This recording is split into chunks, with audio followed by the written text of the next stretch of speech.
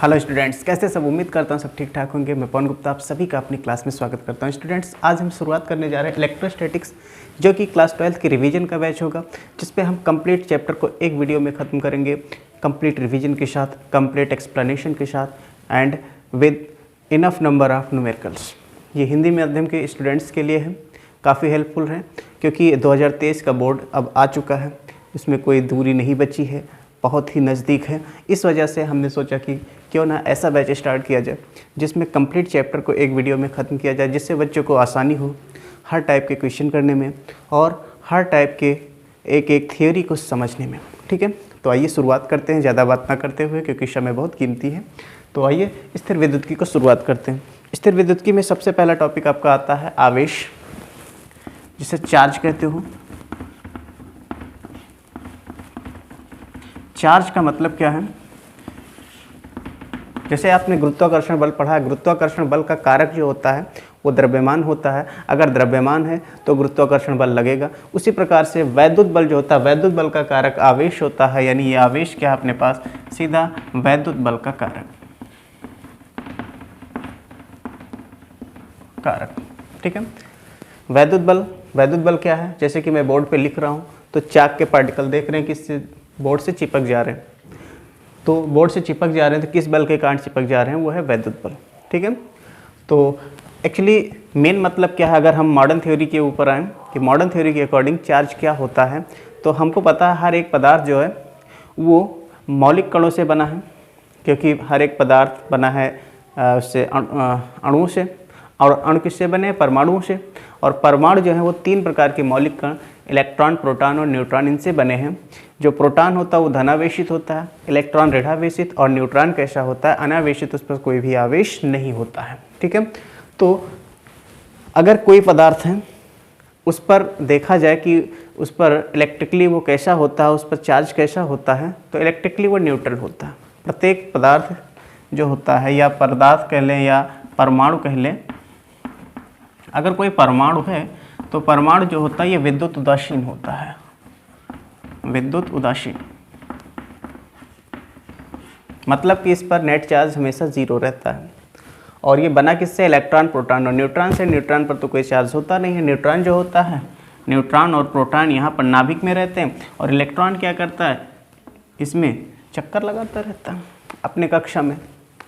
तो अब अगर हम किसी तरीके से इसके इलेक्ट्रॉन को निकाल सके या इस पर एक्स्ट्रा इलेक्ट्रॉन ला सके, तो पदार्थ जो होगा उस पर जो ये विद्युत उदासीन वाला कंडीशन है ये चेंज हो जाएगा। ठीक है, तो यानी कि अगर आपने इलेक्ट्रॉन निकाल दिया तो इलेक्ट्रॉन का मतलब क्या है? Negative charge. नेगेटिव चार्ज निकल गया तो जाहिर सी बात है, नेगेटिव निकल गया तो इस पर क्या बचेगा? पॉजिटिव चार्ज, क्योंकि ओवरऑल तो जीरो ही रहना है। और इसी प्रकार से अगर हमने इस पर एक्स्ट्रा इलेक्ट्रॉन डाल दिया तो इसका आवेश बढ़ जाएगा, इलेक्ट्रॉन वाला, यानी इलेक्ट्रॉन का कैसा चार्ज है? नेगेटिव चार्ज है, तो ये नेगेटिवली चार्ज हो जाएगा। तो कहने का मतलब सिंपली हम आवेश का मतलब मॉडर्न थ्योरी में क्या समझते हैं कि अगर हम किसी पदार्थ से कुछ इलेक्ट्रॉन निकाल दें या उस पर कुछ अतिरिक्त इलेक्ट्रॉन ले आएँ, तो पदार्थ जो होगा वो आवेशित हो जाएगा। ठीक है, तो आवेश का मतलब हमने क्या समझा कि यदि किसी पदार्थ से कुछ अतिरिक्त इलेक्ट्रॉन या कुछ इलेक्ट्रॉन लिख दें, कुछ इलेक्ट्रॉन निकाल दिए जाएं,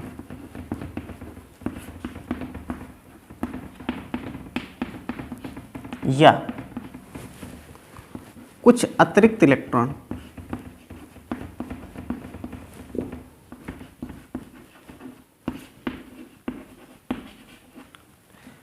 पदार्थ पर आ जाएं,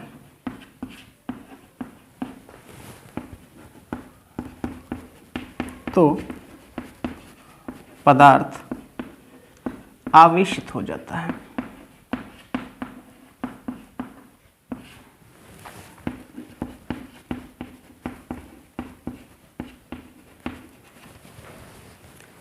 आवेश दो प्रकार का होता है, जो आवेश होता है वो दो प्रकार का होता है।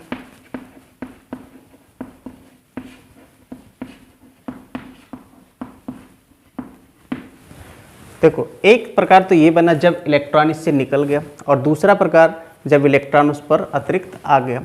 तो अगर इलेक्ट्रॉन निकल गया तो वो ऋणावेशित होगा, और अगर इलेक्ट्रॉन एक्स्ट्रा आ गया, इलेक्ट्रॉन निकल गया तो वो धनावेशित होगा, और अगर अतिरिक्त इलेक्ट्रॉन आ गया तो वो ऋणावेशित हो जाएगा। मतलब आवेश दो प्रकार का है, एक आपके पास आता है धनावेश, पॉजिटिव चार्ज जिसे कहते हो, और दूसरा आता है ऋणावेश।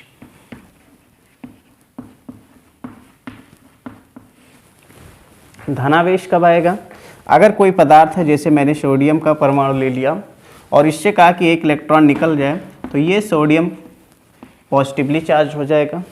उसी प्रकार से अगर क्लोरीन है, क्लोरीन पर कुछ एक्स्ट्रा इलेक्ट्रॉन आ जाए तो फिर ये क्लोरीन जो होगा वो नेगेटिवली चार्ज हो जाएगा। तो इस प्रकार आवेश दो प्रकार का हो गया, धनावेश और ऋणावेश। ठीक है।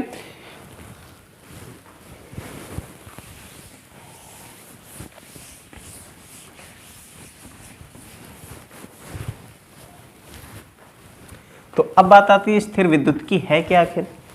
स्थिर विद्युत्की जो है ऐसा साइंस है जिसमें हम चार्ज को एट रेस्ट पढ़ते हैं, यानी कि स्थिर अवस्था में, जिसमें आवेश स्थिर रहेगा। उस स्टैटिक्स को कहेंगे इलेक्ट्रोस्टैटिक्स, यानी कि स्थिर वैद्युतिकी।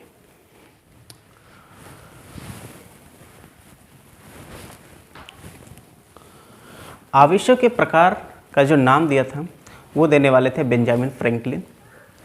बेंजामिन ने देखा कि जिस प्रकार इलेक्ट्रॉन और प्रोटॉन मिलने से उन पर नेट चार्ज 0 हो जाता है, उसी प्रकार धनावेशित और ऋणावेशित संख्याओं को भी जोड़ने पर क्या हो जाता है, वो 0 बन जाते हैं। इसलिए आवेशों का नाम उन्होंने धनावेश और ऋणावेश रख दिया। तो आइए आवेशों के गुण की बात करें। आवेशों के गुण, आवेशों के गुण में पहला गुण आता है, जो चार्ज होते हैं वो एडिटिव होते हैं, यानी आवेश को आप जोड़ सकते हो, उनका योग किया जा सकता है। आवेशों को जोड़ा जा सकता है, यानी कि उनका योग ज्ञात किया जा सकता है। आवेशों का योग ज्ञात किया जा सकता है।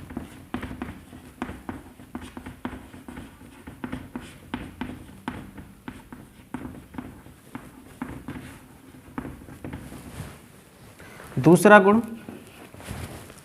आवेश संरक्षित होते हैं, यानी आवेश को आप ना नष्ट कर सकते हो ना ही उत्पन्न कर सकते हो।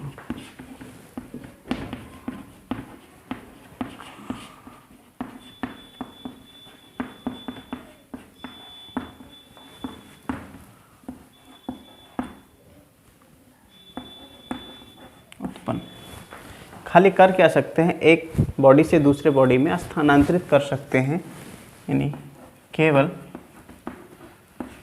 एक वस्तु से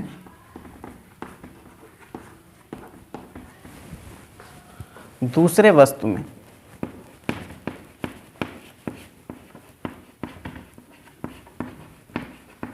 स्थानांतरित किया जा सकता है।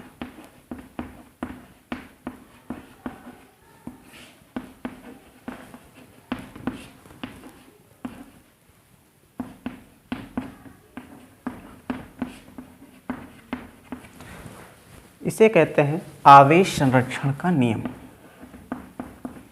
ये कहलाएगा आवेश संरक्षण का नियम।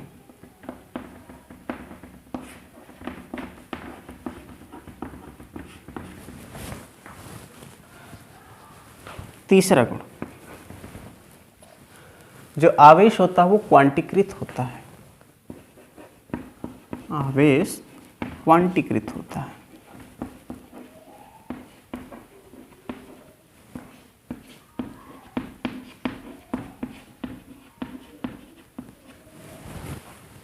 मतलब क्या हुआ, इसका मतलब ये है कि जो मूल आवेश होगा, मूल आवेश का मतलब सबसे छोटा आवेश, उस आवेश का, जो किसी भी पदार्थ का आवेश होगा, उस मूल आवेश का पूर्ण गुणज होगा। अर्थात जो आवेश होता है मूल आवेश का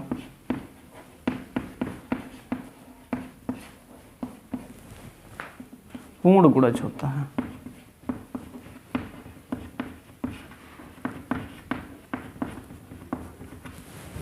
मतलब अब देखो मूल आवेश क्या हुआ, तो हमको पता है कि किसी पदार्थ पर जो आवेश आता है वो किसके कारण आता है, जब पदार्थ से इलेक्ट्रॉन स्थानांतरित होते हैं, एक पदार्थ से दूसरे पर चले जाएं या दूसरे से किसी और पर चले जाएं या फिर दूसरे से पहले पर आ जाएं। तो इस प्रकार से जब आवेश स्थानांतरित हो रहा है, इसका मतलब क्या स्थानांतरित हो रहा है, इलेक्ट्रॉन स्थानांतरित हो रहा है। तो मूल आवेश कौन है, इलेक्ट्रॉन का आवेश, इलेक्ट्रॉन का आवेश। तो इलेक्ट्रॉन का आवेश जिसे आप ई से लिखते हो यही कहलाता है मूल आवेश, ठीक है। और किसी भी पदार्थ पर जो आवेश पाया जाएगा इसी मूल आवेश का पूर्ण गुणज होगा, यानी कि अगर आवेश Q है तो Q को लिखेंगे प्लस माइनस Ne। ये जो सूत्र देने वाले थे ये मिलिकन थे, मिलिकन ने इस सूत्र को दिया था आवेश की गणना के लिए, यानी इस सूत्र की सहायता से आप आवेश की गणना कर सकते हो। आवेश की गणना यहाँ पर N और E क्या है, तो जो N है ये कितने आवश्यकता से अधिक या कम इलेक्ट्रॉन है, ठीक है। तो N क्या बता रहा है, आवश्यकता से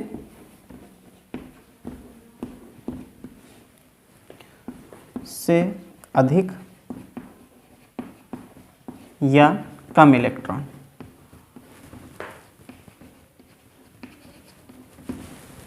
और E इलेक्ट्रॉन का आवेश जो कि 1.6 × 10⁻⁻19 कूलाम होता है,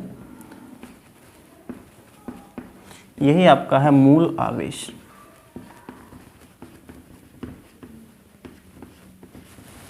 ठीक है। फिर इसके बाद आवेशों के और भी गुण हैं, जैसे कि समान आवेश जो होते हैं वो एक दूसरे को प्रतिकर्षित और विपरीत आवेश एक दूसरे को आकर्षित करते हैं। तो अगला गुण आप ये भी लिख सकते हो कि समान आवेश प्रतिकर्षित व विपरीत आवेश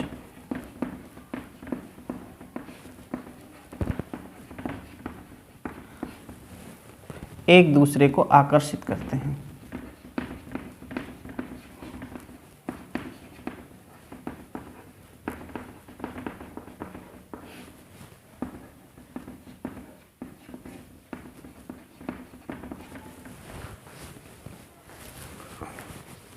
ओके।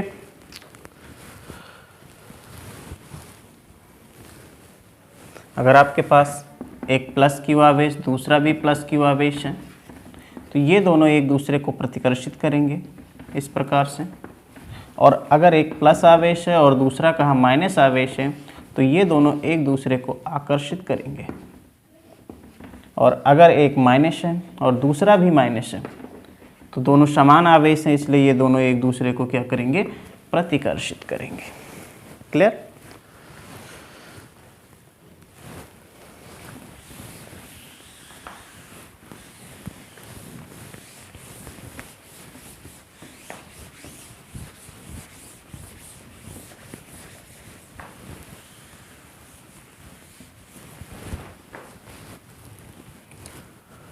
आवेश को उत्पन्न करने का तरीका क्या बनेगा। अच्छा, एक बात और याद रखिए, जैसे मैंने बताया कि मूल आवेश जो होता है वो इलेक्ट्रॉन का आवेश होता है। और मॉडर्न थ्योरी में कुछ ऐसे भी और भी कण ढूंढे जा चुके हैं जो बताते हैं कि ये जो इलेक्ट्रॉन प्रोटॉन न्यूट्रॉन है ये उनसे मिलकर बने हैं। उनको कहा जाता है क्वार्क्स। क्वार्क्स मॉडर्न थ्योरी के अकॉर्डिंग जो मौलिक कण हैं वो क्वार्क्स से मिलकर बने हैं। और ये जो क्वार्क्स हैं ये 6 प्रकार के होते हैं। और ध्यान रखना ये अस्थायी होते हैं, स्टेबल नहीं होते। 6 प्रकारों में जो ज़्यादा स्टेबल दिखा है वो सिर्फ 2 प्रकार के दिखे हैं। ये 2 प्रकार के हैं जो ये थोड़ा सा स्टेबल होते हैं और वो आपके पास आते हैं अप क्वार्क और एक का नाम रखा गया है डाउन क्वार्क। एक है अप क्वार्क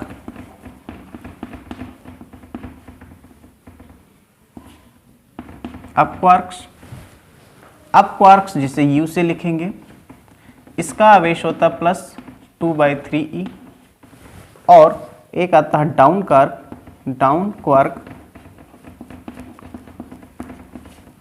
जिसे D से लिखेंगे, ये होता माइनस का 1/3e। ठीक है, तो ये दोनों ज़्यादा स्टेबल हैं और बाकी 4 प्रकार के और भी होते हैं। फिर भी इनके बावजूद हम जो मूल आवेश है जो उसको हम इलेक्ट्रॉन ही मानते हैं, अभी भी याद रखिएगा इस बात को। क्यों? क्योंकि ये स्टेबल नहीं, अस्थाई नहीं। ये आप फिर से टूट करके फिर उसी में इलेक्ट्रॉन के रूप में या तो बन जाएंगे, या प्रोटॉन के रूप में बन जाएंगे, या न्यूट्रॉन के रूप में बन जाएंगे, लेकिन ये स्टेबल नहीं रहेंगे। ठीक है, समझ में आया? बाकी जो 4 प्रकार के हैं वो टूट करके इन्हीं 2 प्रकार में ही कन्वर्ट होते रहते हैं। तो आगे बढ़ते हैं। आवेश को उत्पन्न करने के तरीके क्या होंगे, आवेश को कैसे हम उत्पन्न कर सकते हैं? तो आवेश उत्पन्न कैसे करेंगे हम, विधि। तो इसकी जो फंडामेंटल तरीका है, सबसे आसान विधि है, वो है घर्षण द्वारा। अगर हम एक कंघी ले लें और उस कंघी को अपने बालों से रगड़ लें तो इसके बाद वो कागज़ के छोटे छोटे टुकड़े को अपनी ओर आकर्षित करने लगता है। तो उसमें क्यों आकर्षण आया? क्योंकि जब कंघी को रगड़ा गया तो उस कंघी में आवेश उत्पन्न हो गया। ठीक है, तो सबसे आसान तरीका क्या है? घर्षण के द्वारा, फ्रिक्शन के द्वारा आवेश को उत्पन्न करना। फ्रिक्शन करने से होता क्या है, एक दूसरे के इलेक्ट्रॉन एक दूसरे में फंस जाते हैं, और जैसे घर्षण होगा तो किसी एक का इलेक्ट्रॉन दूसरे पर चला जाएगा, तो जिस पर इलेक्ट्रॉन चला जाएगा वो ऋणावेशित, और जिस पर से इलेक्ट्रॉन की कमी हो जाएगी वो धनावेशित हो जाएगा। तो इस प्रकार इलेक्ट्रॉन घर्षण के द्वारा जब भी उत्पन्न होंगे तो पेयर में उत्पन्न होंगे। ठीक है, जिससे कि आवेश के संरक्षण का जो नियम है उसका पालन होता रहे। नेट आवेश पहले भी 0 था, घर्षण के बाद भी नेट आवेश 0 रहना चाहिए।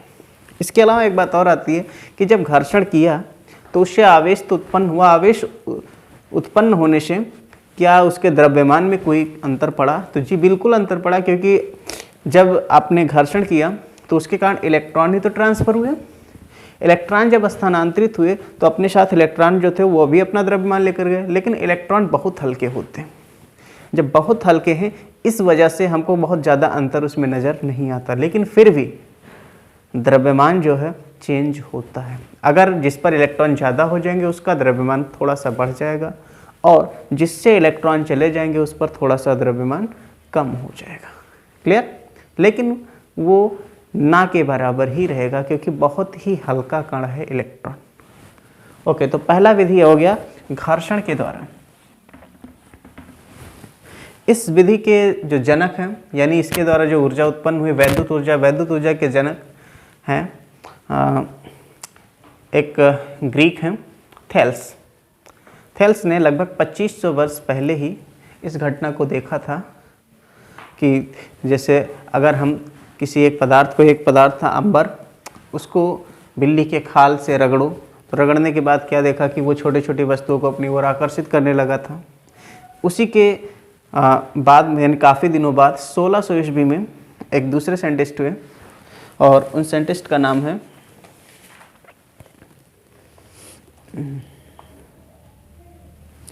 इंग्लैंड के थे डॉक्टर गिलबर्ट।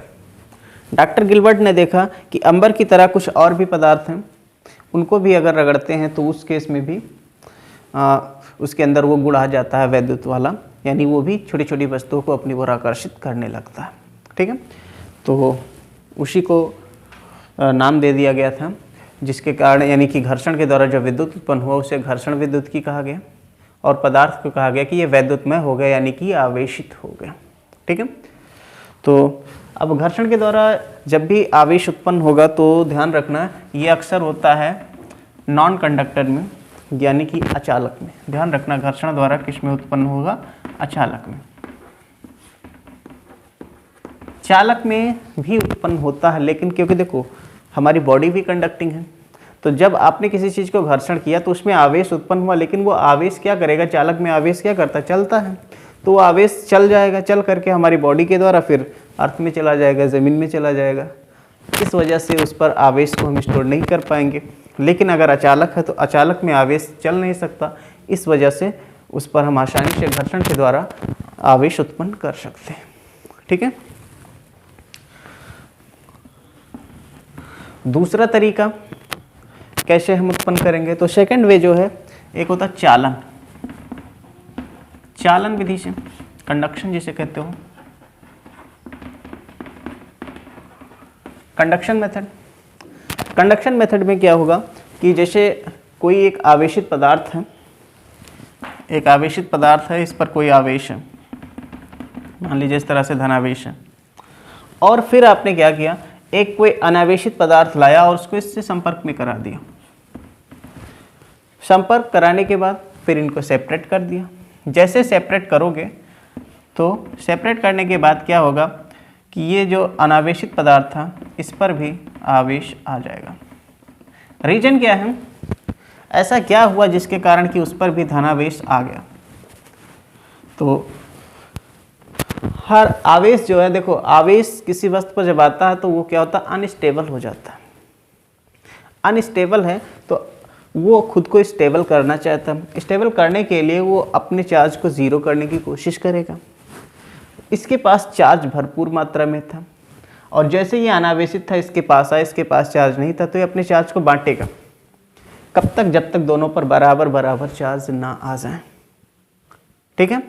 तो जब दोनों पर इक्वल चार्ज आ जाएंगे तो फिर आप उनको सेपरेट कर दोगे, दोनों पर इक्वल चार्ज रहेंगे। ठीक है। तो इस प्रकार चालन के द्वारा जो होता है, जैसा आवेश है वैसे दूसरे पर आवेश उत्पन्न हो जाएगा। तीसरा मेथड प्रेरण द्वारा, इंडक्शन जिसे कहते हो।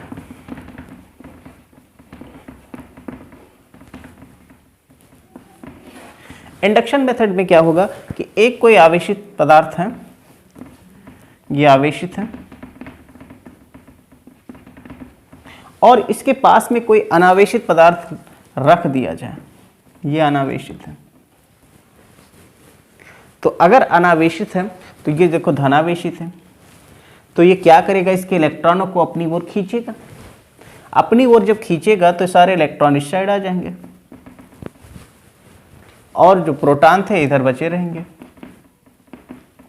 अब अगर इसको आप अर्थिंग करा दो, इसको अर्थ से जोड़ दो, पृथ्वी से जोड़ोगे तो पृथ्वी से इलेक्ट्रॉन निकल करके पर्याप्त मात्रा में और इधर वाले इस चार्ज को क्या कर देंगे, ज़ीरो। फिर दोनों को अलग अलग कर दो तो इस पर कैसा आवेश बचेगा, ऋणावेश। तो इस घटना को यानी इस विधि को कहते हैं प्रेरण विधि यानी इंडक्शन मेथड। इंडक्शन मेथड में जो आवेश उत्पन्न होगा, ध्यान रखना है, विपरीत आवेश उत्पन्न होता है। कंडक्शन में क्या होता है, चालन में क्या होता है कि जैसा आवेश था आवेशित वस्तु पर, अनावेशित पर भी वैसा ही आवेश आएगा। लेकिन प्रेरण में जैसा आवेश इस पर आवेशित वस्तु पर है उसका विपरीत आवेश इस पर आ जाता है।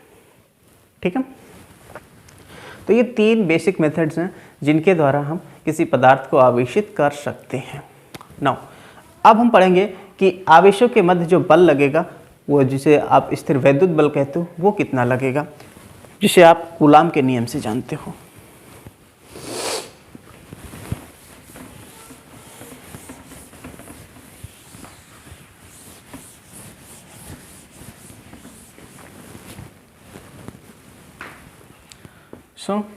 आवेशों के मध्य बल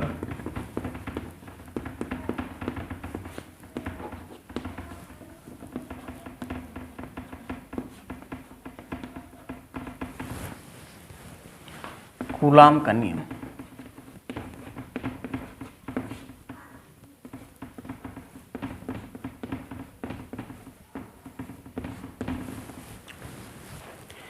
कूलाम का नियम क्या कहता है कि अगर दो स्थिर आवेश हैं, एक आवेश यहाँ पर है Q1 और दूसरा आवेश है Q2, और इनके बीच की जो दूरी है वो कह दिया R है, तो इन दोनों के बीच जो बल लगेगा वो बल आवेशों के गुणनफल के समानुपाती और इनके बीच की दूरी के वर्ग के व्युत्क्रमानुपाती होगा, यानी F proportional Q1 Q2 upon में दूरी का वर्ग R²।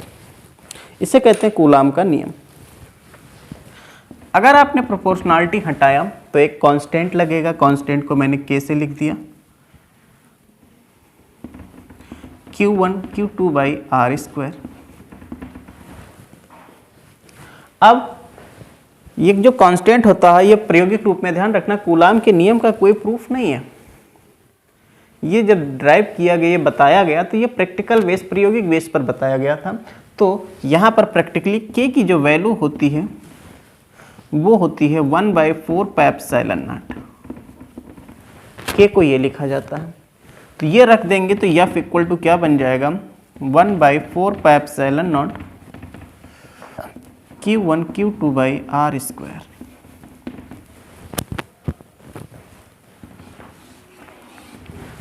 One by 4 pi epsilon naught जो है इसकी वैल्यू होती है 9 × 10 का घात 9।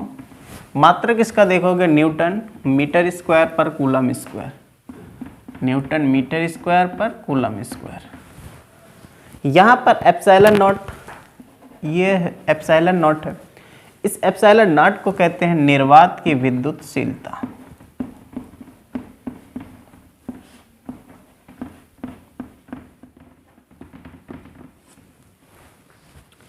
इसकी वैल्यू जो होती है वो होती है 8.85 इंटू 10⁻⁻12।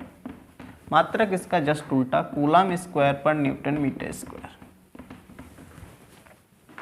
ठीक है, ये सारा जो खेल था ये किसमें था, निर्वात में। अगर आवेशों के मध्य में कोई मीडियम रख दिया जाए, परावैद्युत माध्यम, यानी कि कोई कुचालक पदार्थ रख दिया जाए, तो कुचालक पदार्थ रखने से इसके बीच जो बल लगेगा उस पर अंतर पड़ जाएगा। तो कुचालक पदार्थ हो तो क्या हो जाएगा, यानी कि यदि आवेशों के मध्य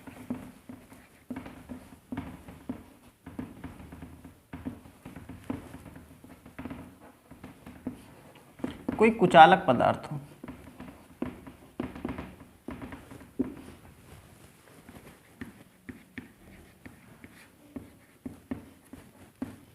तो उस केस में बल क्या बनेगा, उस केस में इनके बीच का जो बल होगा उसको मैं एफ के से लिख दे रहा हूँ, और ये बन जाएगा 1/4 पाई एप्सिलॉन नॉट के, कैपिटल के, Q1 Q2 by R square.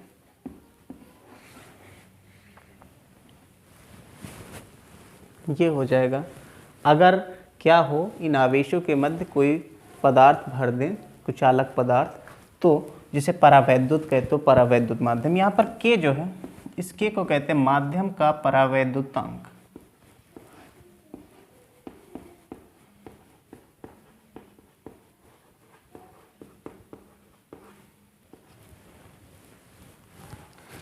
ये जो के होगा, होगा किसके बराबर, तो ध्यान से देखिएगा, ये एफ के है और ये एफ है। इन दोनों में अंतर क्या, सिर्फ यहाँ पर के आ रहा है। इसको आप चाहो तो ये भी लिख सकते हो, एफ के को 1/4 पाई, क्योंकि माध्यम है तो उसको एप्सिलॉन ही लिख दो। केवल एप्सिलॉन नॉट लिखोगे तो निर्वात के लिए हो जाएगा, और केवल एप्सिलॉन लिखोगे तो ये माध्यम के लिए हो जाएगा, Q1 Q2 by R square. यहाँ पर एप्सिलॉन को क्या कहेंगे, माध्यम की विद्युतशीलता।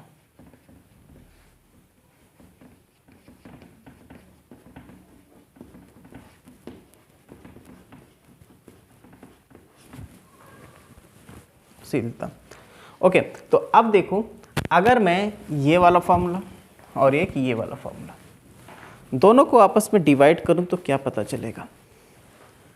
मैंने कहा कि निकाल लो F/F के। F/F अगर निकालोगे तो सब कुछ कैंसिल होकर के सिर्फ K बचेगा। ठीक है, अच्छा यहाँ से देखिए, एप्सिलॉन जो है वो किसके बराबर बनेगा, तो एप्सिलॉन, ये एप्सिलॉन नॉट के बराबर बनेगा। तो यहाँ से के आपके पास ये भी बन जाएगा एप्सिलॉन बाय एप्सिलॉन नॉट। मतलब माध्यम की विद्युतशीलता और निर्वात की विद्युतशीलता दोनों का जो अनुपात है वो कहलाएगा माध्यम का परावैद्युतांक। इसका कोई मात्रक नहीं होता, क्योंकि ये देखो, ये दो बलों का रेशियो हो गया। यहाँ पर ये देख रहे हो कि दोनों सेम क्वांटिटी हैं, तो उनका भी रेशियो है, तो इस वजह से ये एक अनुपात है और इसका कोई मात्रक नहीं होता। ठीक है, तो माध्यम के परावैद्युतांक k की बात करें, जो k होता है ये इक्वल टू 1 होता है निर्वात में, निर्वात के लिए।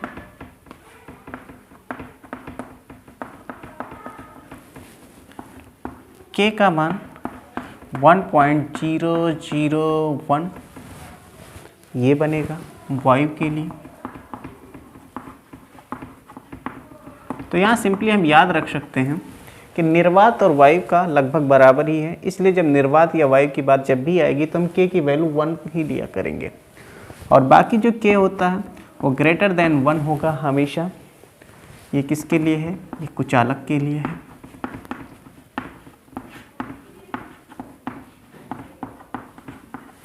और k का मान इन्फिनिटी होता है, अनंत होता है, ये होता है चालक के लिए।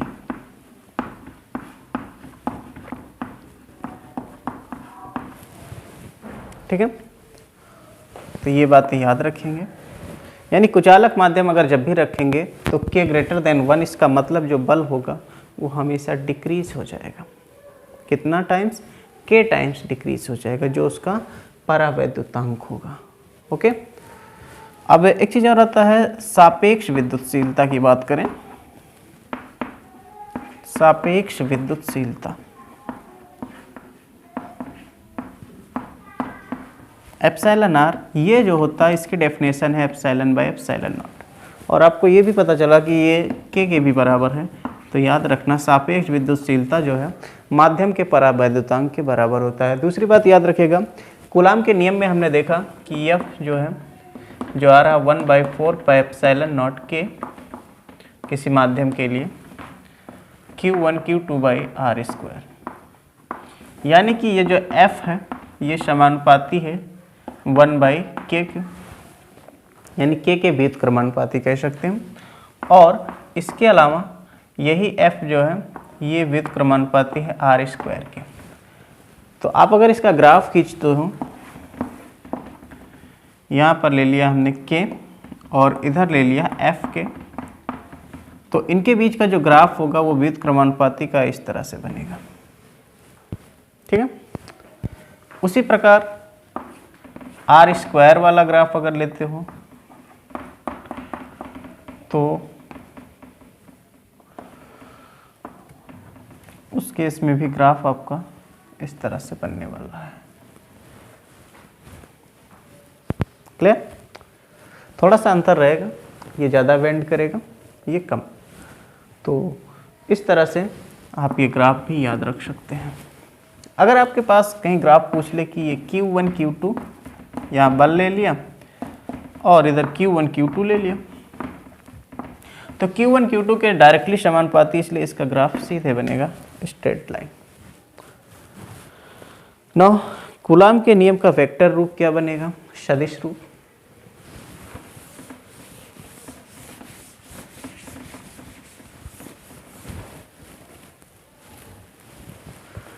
तो सदिश रूप अगर निकालना है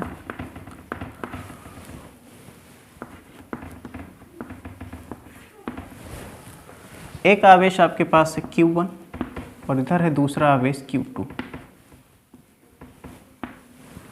इन दोनों पर बल लगेगा, इस पर बल लगेगा 1 पर ड्यू टू 2 और इस पर बल लगेगा ड्यू टू 1। अब यहाँ पर सदिश रूप में ज्ञात करना, तो यहाँ पर कंडीशन ये इस पर निर्भर करता है कि दोनों आवेश हैं ये कैसे हैं, क्या दोनों एक जैसे हैं या दोनों विपरीत आवेश हैं। तो पहला केस हम ले रहे हैं कि यदि दोनों समान आवेश हों,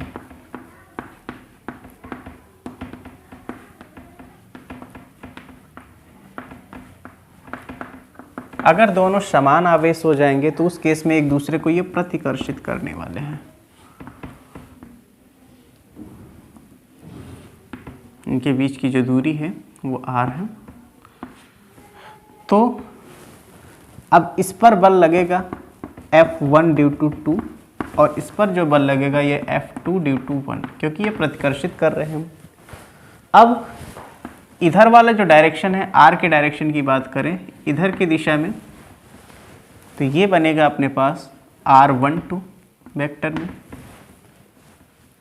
और इधर वाला ये जो डायरेक्शन बनेगा ये बन जाएगा आपके पास r21। डायरेक्शन केवल दिखा रहे हैं, यूनिट वेक्टर दिखा रहे हैं, तो ऐसे कैप लगा लें। ठीक है, r12 मतलब क्या हुआ, r2 माइनस r1, इसका पोजीशन r2 और इसका पोजीशन r1 अगर हो तो r12 का मतलब r2 माइनस r1। तो ये डायरेक्शन बना। तो हम क्या देख रहे हैं कि F12 अगर इस केस में लिखेंगे, F12 मतलब 1/4 pi epsilon naught Q1 Q2 by R square. साथ में यहाँ पर यूनिट वेक्टर लगा देना है F12 के डायरेक्शन का, तो F12 इस डायरेक्शन में, इस डायरेक्शन में r12 है, ये बन जाएगा। ऐसे आप F21 निकालते हो, F21 बनेगा 1/4 pi epsilon naught Q1 Q2 by R square. और यहाँ पर अब F21 का डायरेक्शन इधर है, यानी ये r21, तो यूनिट वेक्टर इसके साथ लग जाएगा r21।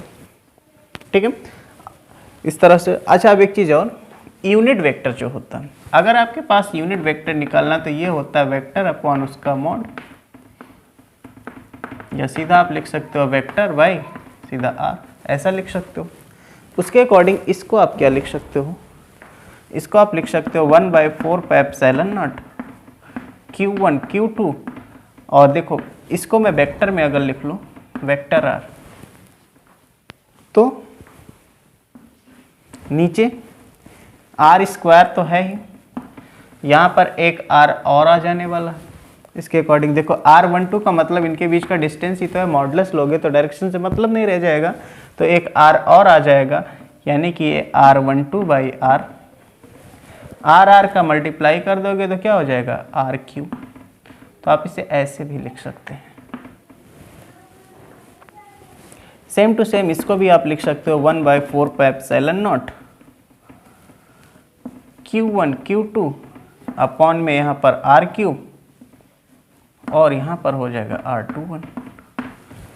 तो ये उस एक चीज़ और देखिए, r12 और r21 दोनों का डायरेक्शन अपोजिट है। यहाँ पर चूँकि r12 बराबर माइनस का r21 लिख सकते हैं, क्योंकि इनके डायरेक्शन अपोजिट हैं। इस वजह से आपके पास ये भी पता चला कि F12 जो होगा वो माइनस ऑफ F21 हो जाएगा। कहने का मतलब ये जो न्यूटन का गति का तृतीय नियम है उसका ये पालन कर रहा है, एक्शन और रिएक्शन पेयर ये बना रहे हैं। ठीक है, तो ये पहला केस था जब दोनों समान आवेश हैं। अगर दोनों आवेश विपरीत हों तो उस केस में क्या बनने वाला है,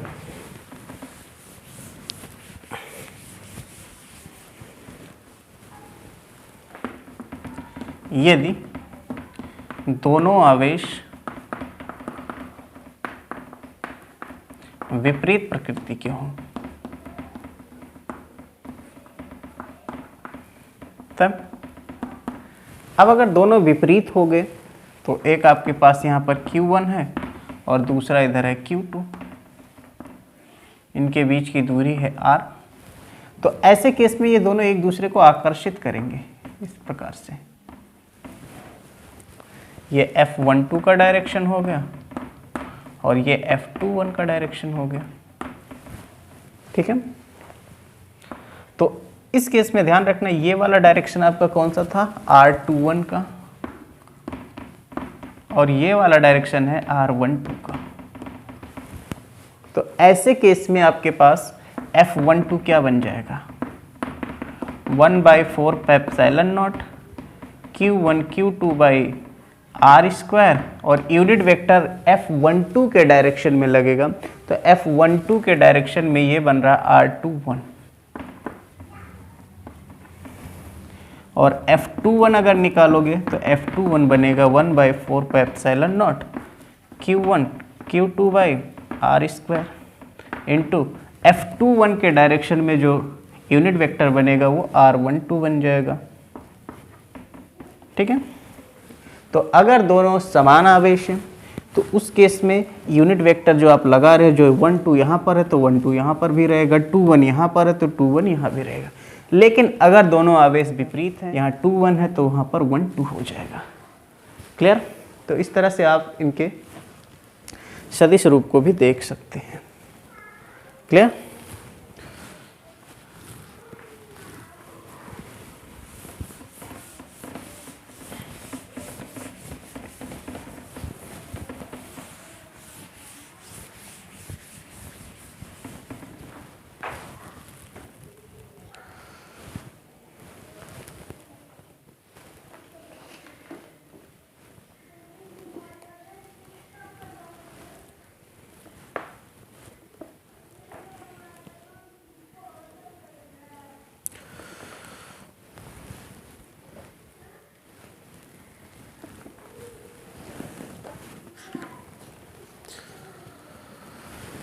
तो कूलाम के नियम को पढ़ने के बाद इस पर हम कुछ क्वेश्चंस ले लेते हैं एक आध, ताकि थोड़ी सी क्लियरिटी और बन जाए।